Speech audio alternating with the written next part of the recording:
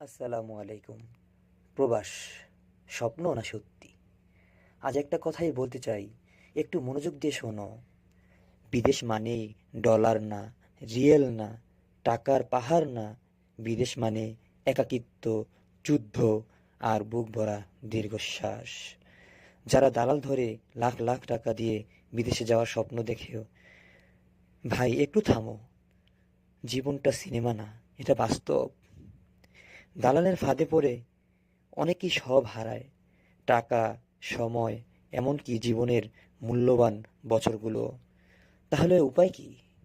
হ্যাঁ, দালাল ছাড়াও বিদেশে আসার রাস্তা আছে। সরকারি প্রোগ্রাম, বাংলাদেশের বিএমইটি আর প্রবাসী কল্যাণ মন্ত্রণালয়ের অনুমোদিত চাকরি প্রোগ্রামগুলো চেক করো।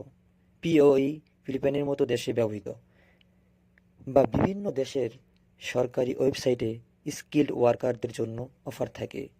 চাকরির সাইট যেমন gulfjobs.com,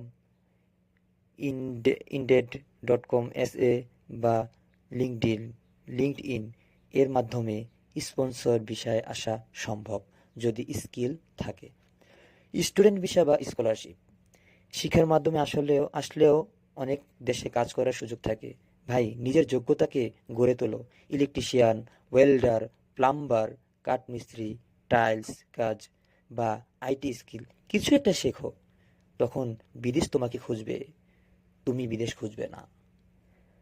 সত্যিটা বলি, আসল শক্তি দালালের কাছে না, তোমার হাত আর ঘামে। বিদেশে আসার আগে হাজারবার ভাবো। ভুল পথে একবার পা দিলেই জীবনটা পিছিয়ে যাবে বহু বছর। নিজের মা বাবার মুখটা মনে করো, যারা ভরসা করে তোমার হাতে সব কিছু তুলে দেয়। দালালের রাস্তা বন্ধ হোক, যোগ্যতার রাস্তা খুলুক।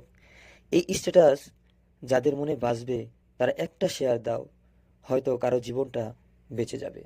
আসসালামু আলাইকুম রহমতুল্লাহ।